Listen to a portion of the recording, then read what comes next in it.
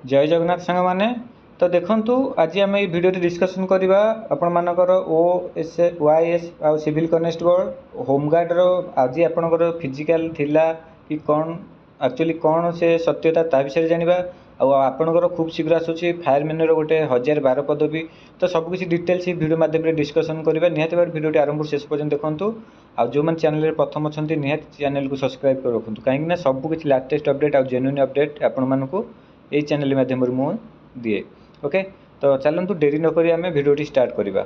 Okay समस्त मनरे question आसूची OISF civil constable तो देखो बहुत पूर्व आपन को इनफॉरमेशन दबार कारण कौन पाई ना आपण मैंने थरे देखंतु 0.03 आ 0.35 0.48 तो माने फाइनल सिलेक्शन रे ए जो एतिकी मार्क डिफरेंस जो पिला कटिची तार दुखटा आपण माने थरे जाई देखंतु हैला। एबे आपण माने नोटिफिकेशन आसीनी बेला आपण माने जहाँ बिला ता मन इच्छा गाउछंती कहउछंती तो थरे तांको संगे कथा है कि देखंतु आपण माने बुझी पारिबे बहुत पूर्व कहिबार कारणटा कोन।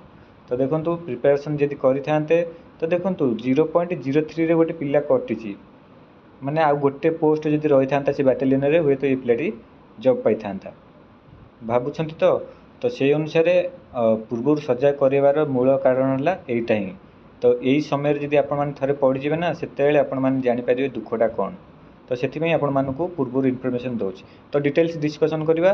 चलते फास्ट आ गोटे छोटे इनफॉरमेशन जो मैंने आपण सिविल कनेस्टेबल आ OISF प्रिपरेशन होती आम पेड ग्रुप रे जॉइन हो पारे तो मात्र 49 रोचे यही नंबर आप व्हाट्सएप रे मेसेज करेंगे।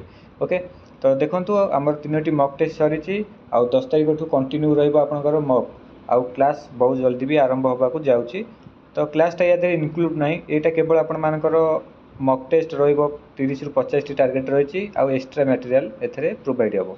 ओके जो मैंने इंटरेस्टेड अच्छा ये नंबर आप व्हाट्सएप रे मेसेज करेंगे मात्र 49। तो चलतु आम जी वीडियो उपरको तो देखो फास्ट तो होमगार्ड उपरको आसबि तो आज बहुत पिला आपण मानकर फोन कॉल आसीथिला जोटा कि कोड शुणा पाई 8 रे आपण मानकर फिजिकल होची बोली तो देखो आपण मानको भ्रमित करवा जाउछि तो एटा पूरा सत्य न एटा पूरा क्लीयर सर्ट रे कहि दउछि आपण मानकर जो भी जिले रे गोटे जगह आपण मानकर फॉर्म रखा जाइथिबो तो सेठू जार जो थाना से थाना को आपण मानकर डॉक्यूमेंट समस्त जीव जार रिजेक्ट हो आ जार अप्रूव हो समस्त डॉक्यूमेंट जीव आउ सेठू थाना रू आपण मानकर वेरिफिकेशन पर आपण को थाना रू कॉल जीव आपण मानकर एई डेट रे माने फिजिकल हबा को जाउची बोली आसीबो तो मिनिमम आपनकर फॉर्म पके तारीख शेष ठू 15 ରୁ 20 दिन टाइम निहाती भाव लगे तो एते पैनिक होबा दरकार नहीं। देखंतु किए भी को टाइप इनफॉरमेशन दौरान एत पैनिक होतुनि यहाँ सरल भाषा आपको बुझीदेली। ओके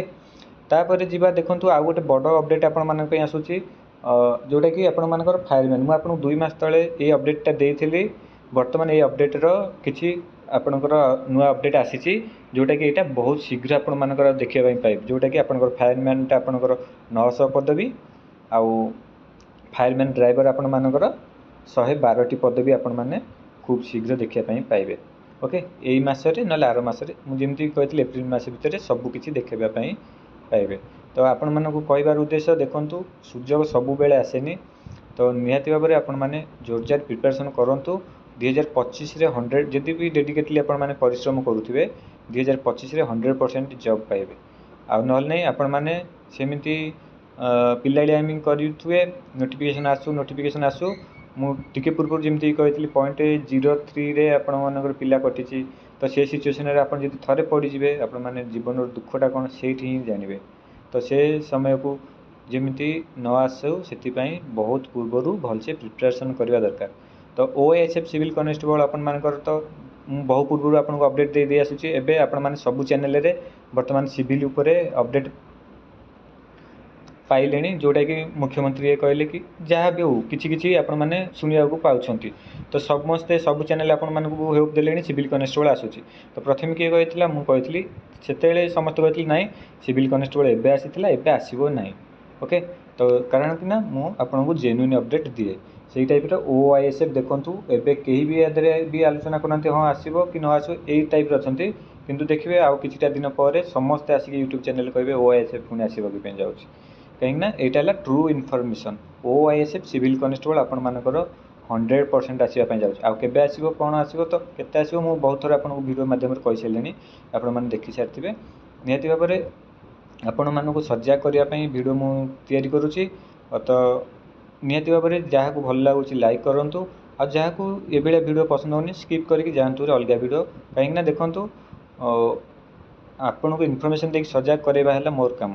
ଆଉ କାହିଁକିନା ଆପଣମାନେ ପରିଶ୍ରମ କଲେ ନିଶ୍ଚିନ୍ତ ସକ୍ସେସ୍ ପାଇବେ। ଆଉ ସେମିତି ଯଦି ବୁଲି ବୁଲି ଏକ୍ଜାମ୍ ଆସିଲେ ପଢ଼ିବେ ତାହେଲେ ସେମିତି କଷ୍ଟ ହେଇଯିବ, ବହୁତ କଷ୍ଟ ହେଇଯିବ। ଓକେ, ତ ଆଶା କରୁଛି ଇନଫର୍ମେସନ୍ଟି ଆପଣଙ୍କୁ ଭଲ ଲାଗିଥିବ। ନିହାତି ଭାବରେ ଲାଇକ୍ କରିଦିଅନ୍ତୁ ଆଉ ଚ୍ୟାନେଲ୍କୁ ସିଓର୍ ସବସ୍କ୍ରାଇବ୍ କରି ରଖନ୍ତୁ।